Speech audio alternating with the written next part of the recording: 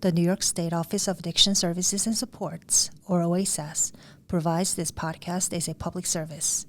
Opinions expressed do not necessarily reflect those of the agency or state. This is Addiction, the Next Step. Hello there, Jerry Gretzky, your host for Addiction, the Next Step. It's our podcast brought to you by the New York State Office of Addiction Services and Supports.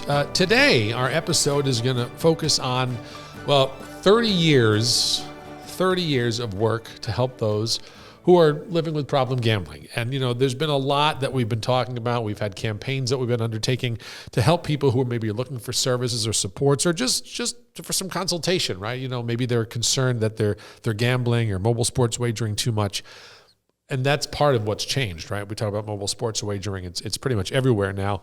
But we want to talk about where it's come from, where it is today, and how it impacts everybody here in the great state of New York. So joining us to have this conversation, we have Jim Maney from the New York Council on Problem Gambling. He's the executive director there. Jim, thanks for sitting down with us. Thanks for having me. And of course, our own Rebecca Cooper, Bureau Director for Problem Gambling with OASAS. Thanks, Rebecca, for sitting down again. Thanks. And you're becoming a regular on the podcast. So. We're going to get someone else to start talking about it. Well, as many people as we can, right? Because it's we have important. a lot of conversations we can have, certainly about addiction in general, and as I mentioned today, talking about problem gambling. So the two of you together, you have a lot of combined years of working to help people through the issues of problem gambling. So Jim, let's start with you. I mean, how many years have you been doing this type of work? This is my 30th in problem gambling and probably 10 years before that in substance abuse. Wow. All right. So, I mean, a lot of time. You have a good knowledge. My whole life. Your whole life. Yeah, that's right. So he's, as you see, he's 40, right? You've been 30 and 10 before that. So there you go. And Rebecca? Yeah, so 30 years problem gambling and 8 years before that for substance use. All right. So that's why we have you guys sitting down with us, because this isn't your first rodeo, as they say. So I want to start with this. We talk about the changing landscape, of what is gambling and wagering. And certainly I would think one of the top things that people would think about is mobile sports wagering. You've got it on every device. Everywhere you look, there seems to be another commercial saying, hey, pick up your phone, get on your laptop, place a wager. Jim, let me ask you to start. What was the impact of that in terms of, the incidence of problem gambling or the likelihood that somebody could then be dealing with that, having that access 24/7? I have a 22-year-old daughter, and her boyfriend is a member of a frat out in Buffalo. Mm-hmm. And he tells me all the stories. Where I get my anecdotal information from him. He has all 9, accounts for all the 9 licensees in New York State. And every one of the boys has those. And I think the change would be that he wouldn't have done illegal gambling, offshore gambling. He wouldn't have gone to websites. None of them would have. But they make it easy, simple, and that's all it is, availability and accessibility for it. And I think the information coming from him and what they do is they sit, they watch, they bet. And I'm not saying he's got a gambling problem whatsoever. I don't think most people do. But how simple it is and what a change that has been. If we're talking about 30 years, you think about it, the people we used to see 30 years ago were middle-class white men who played the horses, and it took about 20 years for them to develop a problem. Yep. And now this accessibility and the ease of just having it on your device. Rebecca, what about you? Yeah, I think, along the same lines of what Jim said, it's just too easy. And with the accessibility and availability, we know even from a prevention standpoint, people tend to develop more problems. So the easier it is, the more likely it is that someone's going to develop a problem as a result of it. Yeah, and I think a lot of what we're here to talk about today too is it's legal in New York State, right? And so a lot of what we do through OASAS is whether it's substances or wagering or whatnot, if people are going to do it, we want them to be safe. We want them to take we call it harm reduction, right? We want you to take the steps so that it doesn't get out of control. Right, do it responsibly, do it appropriately. So let's talk on that for the time being. So now that there is this enhanced accessibility, and I don't know how it could be more accessible than it is now, but how has that changed in what we can do to help people? Because, like you said, somebody could be betting on the horses for 20 years before they develop what we consider a problem. What do we do now to try to help people with this? I can access it 24 hours a day, 7 days a week, at the tip of my fingers. how are we trying to help people avoid getting into a level of gambling where it gets out of control? I don't know about answering that question, but it reminds me when I first started. Went to do a training at the Labor Department. I knew a man that was working there. Said, Jim, come up, do a talk about problem gambling. Right? Be the first one ever. And I remember going up there, and it was 12 o'clock, lunchtime, and nobody showed up. Not one person. Right? No big deal. We said, let's try it again next month. So I go back again next month, and three women came in. And I'm like, yes, we have 3 people that are going to listen to me talk about problem gambling. I'm doing my job, right? And so we're about to start, and they 3 got up and said, oh, we were just looking for a place to have lunch. So you take a look at that, and you think your question was, how do we do it? But you take a look at your podcast today. That's how we do it, right? We do it the same way that industry does it. And we don't take a stand for against gambling, so I'm not anti-industry or whatever. No. But they do it great, right? They ping you, they dish you the information to you, boom, boom, boom, boom. We just have to do it the same exact way they do, because how they do it works.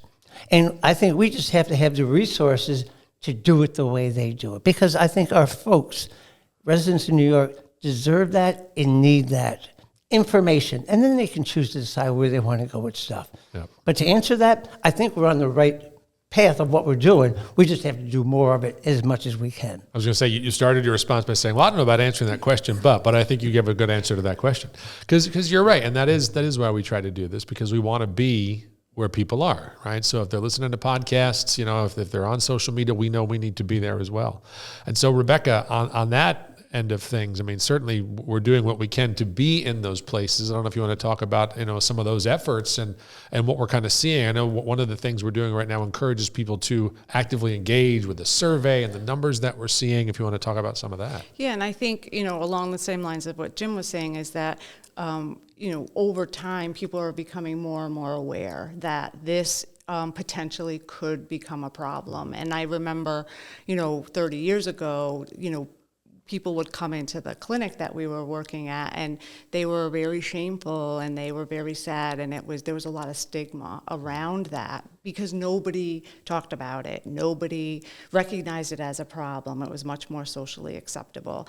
And so I think as we have evolved in expanding access, advertising, surveys, making people more aware, even just having conversations, because that's where everything starts, right? And making it part of a sort of normal conversation that, hey, yeah, gambling can be really fun, but it can become an addiction just like substance abuse can. Mm-hmm. And I think that allows people to feel like they're a little bit more connected, and that there's no shame if they are experiencing a problem or living with someone that's having a problem.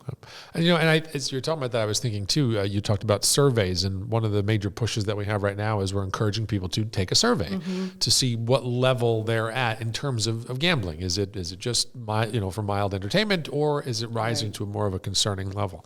And I feel from the results we're seeing that people are interested to know, okay, yeah, where do I land? So enough people are participating often enough where they have that question, where am I at? And I think one of the biggest things we're seeing is the completion rate of this survey. Is very hard. And I think that what that tells us is that people want to know. Yeah. They want that balanced approach. They want, they want to understand how the behaviors that they're exhibiting with their gambling, like how do they keep it sort of in the safe lane? How do they prevent it from becoming a problem? What does that look like? And so by giving them, what we would call normative feedback, they take a quick survey, talk about what their specific gambling behaviors are, and then they get a very quick normative feedback on where they are, sort of on the spectrum, and then we provide additional information for them to get additional support. But we want people to understand, and I think one of the other distinct differences, with a gambling addiction than substance use that we see is there's not always a lot of warning signs. So, that also combats some of the identification issues as well. Yep. And so by creating opportunities for people to see where they are, I think that really opens up the opportunities for people to either, reduce their gambling or prevent it from getting a problem. You just talked about warning signs too, and Jim, I'm going to jump back to you now. You talked about 30 years in problem gambling and 10 years before that in addiction. When we think about warning signs that people could look for, we often hear that when it comes to gambling, they can be really difficult to see, right? Because there's not much of an outward, display of symptoms always. But has that changed at all over the past 30 years? Because as you said, people used to go to the track, right? So if somebody was at the track every day, maybe you'd start to wonder. Now with people on their phones, it's hard to know. What can people look for, or what could serve as a sign? Jerry, I've lived in this area my whole life and went to the track the first time in 1973 to see Secretariat run. I didn't know who Secretariat was, but I was at that race. I've never met anybody leaving the Saratoga racetrack that has never said they've lost money, right? They've always broke even or won, because you could never tell if they won or not, or lost.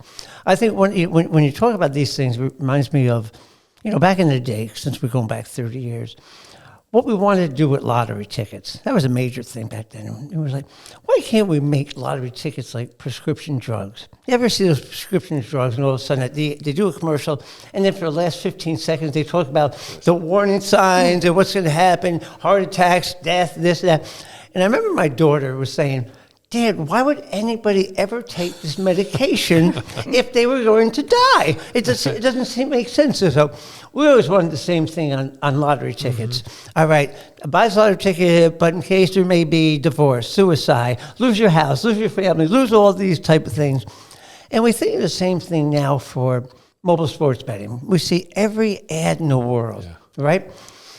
Put $5 up, we'll give you $150. And at the beginning, Caesars was giving $3,000 away in money, simple bets. And I always said, imagine if we could do that. Come to treatment and we'll give you $150. Come to treatment, we'll give you $3,000. Our places, our clinics would be full if we could do it the same exact way. Right. So I think Rebecca's perfectly right. Raising the awareness is the only thing we have to do. Because if we do it by all these things that we're talking about, we have a really good chance. Yeah. Because it will make the conversation start, and the majority of people understand that it can be an addiction, can be problematic. And as we know, this addiction, we need each and every one of us to work on this. This is not, in the old days, you got DWI, and then you had to get treatment. We don't have anything for that for gambling whatsoever, right? Yeah. In fact, this is the hardest one, because you win in gambling, right? You could be down $10,000, right? And in the midst of panic, in the midst of everything, and you hit, guess what? You have no problems anymore. Yeah. That's the big difference. And I think raising the awareness of problem gambling is the number one thing we can do. And that's why you doing these things and all the information that OASAS is doing is the best thing possible. Well, we definitely appreciate hearing that. We feel we're doing the right thing, and we just hope the message is getting to enough people. Jim, so I'm getting the sense you have a lot of good stories, and you're a very good storyteller. And we often find that one of the best things you can do to reach people is to share a story about someone who's lived this experience, right? Who went through it. And I'm assuming in your 30 years of doing the work you do now, you've probably encountered a couple of people who had a story that's probably stuck with you. And I just wasn't sure if you want to take a minute or can take a minute to tell us a story about someone who realized, okay, this is getting out of my control at this point. I don't know if I can turn this around, but I'm going to try, and maybe did or didn't. But a story that you could share that might, resonate with people at home. There's 1,000 of them. I'm sure there are. Yeah. And every story starts the same: shame, guilt, and loss of money, right? And the hardest thing is, I think one of the first ones, and Rebecca and I were both in on this case, one of the first ones ever, a woman came in, and professional woman, and she was going to buy a new car. And the salesperson said, your credit card information. And she put her one credit card down, and the man came back and laughed at her. Said, you have to put all 13 of yours down. She says, I beg your pardon, I only have one credit card. Well, it turned out her husband took out 12 credit cards in her name, and like a good gambler, got the credit card information sent to his post office box. And like a good gambler, he paid off the minimum with the first credit, to pay the second, to pay the third, and pay the fourth. And they came into treatment, and she'd called the helpline, got to us.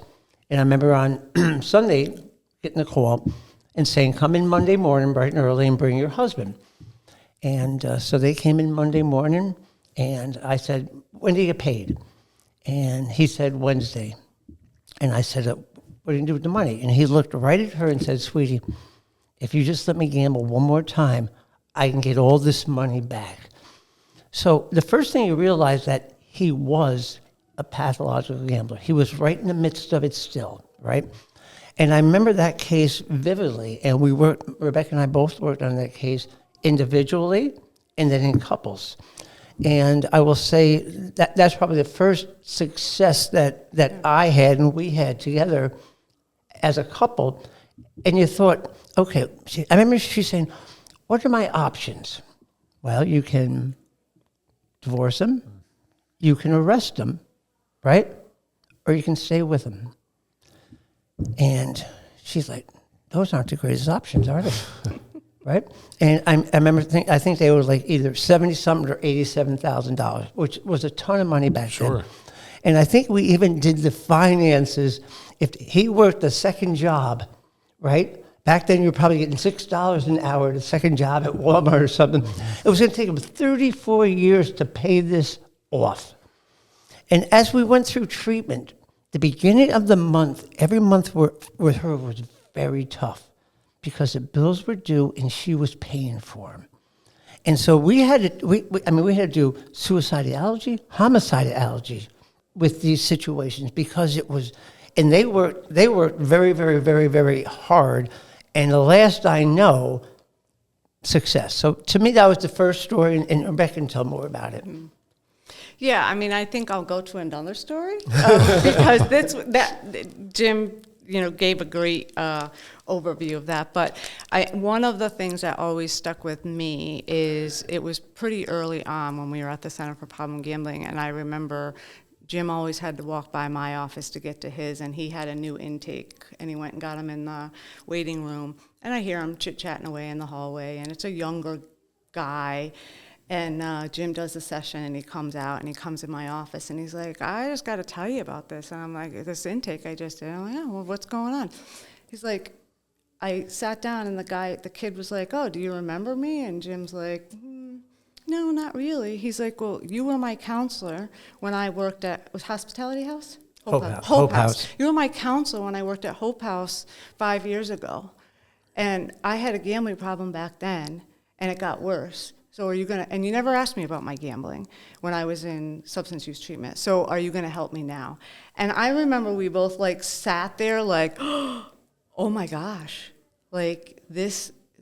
that was, and that always has stuck with me. And as, services has evolved, and I never forgot that story. And so I think as wherever you go, and, when I came to OASAS 20 years ago, it's like, that is also so important, is that co-occurring, and then integrating, asking those questions, right? Because we know people that have a substance use disorder are at higher risk and vice versa. And just asking those questions, and we do people a disservice when we weren't asking those questions in substance use treatment, and now our outpatient providers have to screen for it, and those kinds of things make all the difference in the world when we talk about harm reduction and preventative across the board. So that's one of my earlier stories with us working together, and it was really, we both were dumbfounded, oh my gosh, we've been in substance use treatment, we never asked these questions.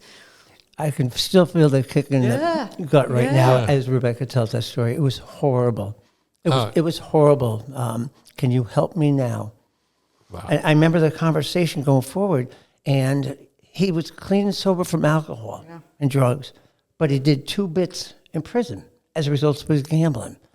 And so it was, even I can feel that today. Wow. So thanks a lot, Rebecca. Well, I remember because, not a lot of things rattled Jim Maney, but that did. And we both sat there like, Oh my goodness! But Right. and you mentioned that though, and that has become such a significant focus, right? The co-occurring, and you talk about just things that change, not just what's encouraging people to go out there and participate in gambling, but also the way you screen for it, when you screen for it. So these are all positive changes that are happening on that end of things.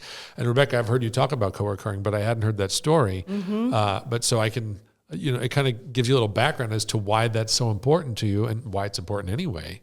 Right. Because for you sure. never know. You don't ever know. And yet we did some really good work too back then. So it's interesting thinking back. I mean, Rebecca formed the first significant other group in the country for significant other problem gamblers. And I mean, that was unbelievable work that we identified that and we took a look at that. And that grew, I remember that group tremendously. Monday nights. Yeah, what work we did in that. So there's a lot of stories, a lot of great stories, a lot of great successes. I think the greatest thing is when you learn, you have to learn in the midst of the trenches. And that's when we learn the most. Yeah. We learn some stuff from books and things like that, but you learn from the clients, you learn from your mistakes, you learn from what you did not do, and you're going to do it better next time. And, I think if we take a look at 30 years, the both of us have grown tremendously because we've listened and we've adapted, and we had the basic thing to care about the people that we were supposed to care about. Yeah, and that, I always talk about the other folks we've interviewed who have come on and shared their personal stories, their lived experience with gambling and certainly treatment and now living in recovery from it. And it can be a difficult journey, but everybody that we've heard from has said they're so happy that they had someone who helped them along the way because they got them to where they are now. And it's a privilege. I mean, if you think back and as, we're just sort of reflecting, being able to be a part of that and creating safe spaces for people and listening and caring and, being there to sort of walk with them, it's been a privileged career. Oh, we're the luckiest people in the world to care about people because caring about people makes one happier. Yeah. Makes one more satisfied. And so we're very lucky to do the work we've been chosen to do. Yeah.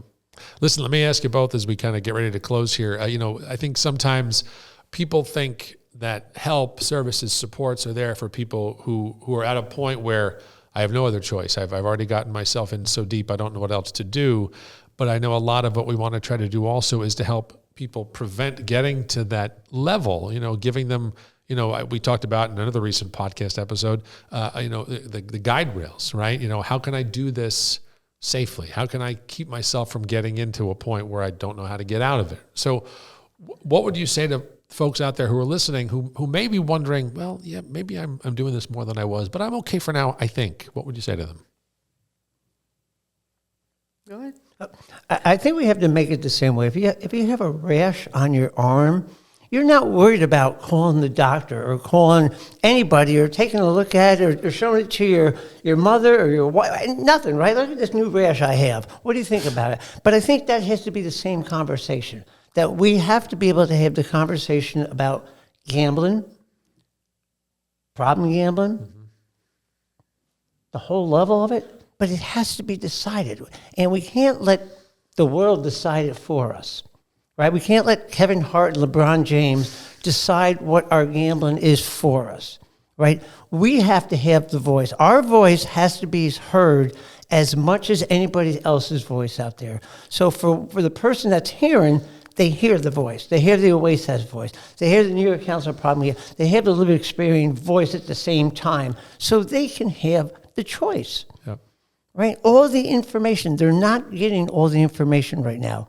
It's still, I would say, more one-sided on the message that gambling is harmless, right? How can you not be? Everybody's doing this, right? And if you're not, there's something wrong with you as compared to questioning and thinking. Right. Yeah. I mean, I think what I would say is, very simple, that you're not alone. I mean, there's many people that have traveled this journey. There's people that are asking the same questions that they are, and there's no shame in reaching out, and asking for help, wherever that may be, and that there are a lot of supports out there in New York State that never were there, that weren't there 15 years ago or 30 years ago. You know, we've expanded that. We have access to peers now. You know, there's lots of other treatment services available. We just brought in GAMFIN for financial things. So there's a lot of options for people, and all they have to do is ask.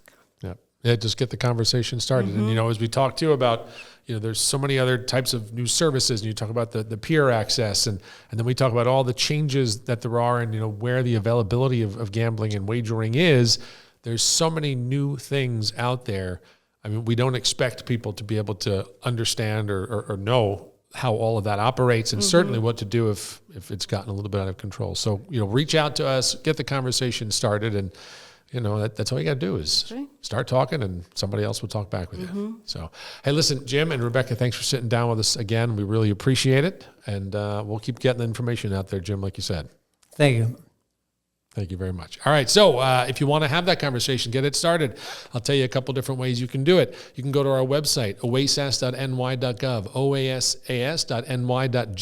Once you're on there, you can navigate right to the problem gambling pages, and you can get some specific information. You could also find a link to GAMFIN on there that Rebecca was talking about. They can give you some consultation assistance with that to see where you're at. You could also take a survey to find out, you know, what level of gambling you're at right now. Hopefully harmless, but if not, you can find out there as well. And then obviously the real easy way to get a hold of someone to talk to, go to our Hope line, 877-8-HOPE-NY, 877-8-HOPE-NY. Thanks for checking out this episode of Addiction The Next Step. I'm your host, Jerry Gretzinger. Until we see you again next time, be well.